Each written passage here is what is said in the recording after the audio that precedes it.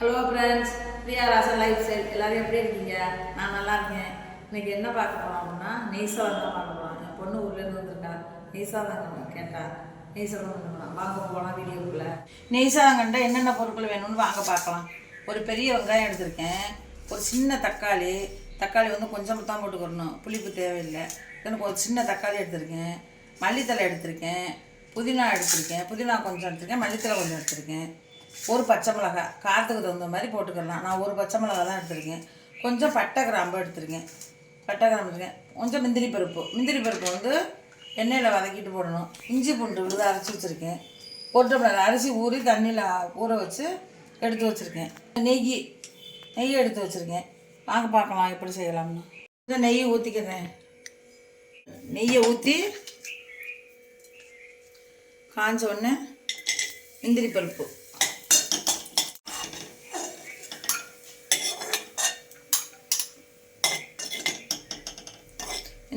வறுத்து எடுத்துக்கிறேன்.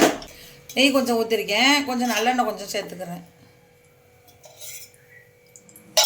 நீங்கள் வேணும்னா ஃபுல்லாகவே நெய் வச்சு சேர்த்துக்கலாம். நான் கொஞ்சம் நெய் கொஞ்சம் நல்லெண்ணெய் கொஞ்சம் சேர்த்துருக்கேன். பட்டை கிராம்பு பச்சை கட்டை போட்டுக்கணும். பச்சை மிளகாய், வெங்காயம் நல்லா போட்டு வதங்கணும். தக்காளியை போட்டுக்கணும்.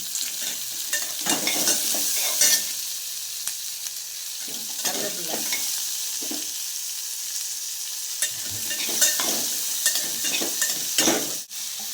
இந்த மல்லித்தலையும் புதினாவும் போட்டு வதக்கிடுவோம்.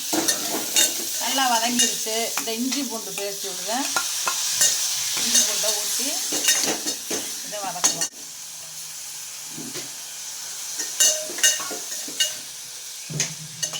இது வந்து பிரியாணி மாதிரி தாங்க, பிரியாணி மாதிரியே தான்.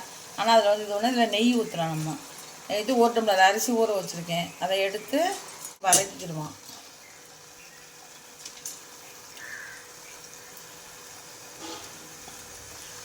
என்னோட பிள்ளைய வந்து காலேஜ்லேருந்து வந்தாலும் என் பொண்ணு வீட்டுக்கு வந்தாலும் இந்த நெய் சாதம் தான் விரும்பி கேட்பாங்க. முந்திரி பருப்பையும் போட்டுக்கிறேன்.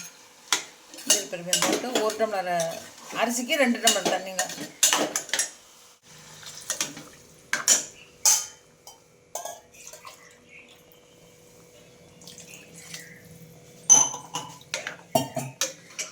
நாங்கள் வந்து நைஸ் உப்பு யூஸ் பண்ணுறதில்ல, கல் உப்பு தான் பண்ணுவோம். கல் உப்பு தான் போடுவோம். இது வந்து நாங்கள் சாதத்துக்கு போட்டுக்கிடுவோம். இதுக்கு போட்டுக்கிறதுக்கும் குழம்பு எல்லாத்தையும் வறுத்து உப்பை வந்து முணுக்கி வச்சுக்கிறது. நாங்கள் வந்து நைஸ் உப்பு வாங்குறதில்ல.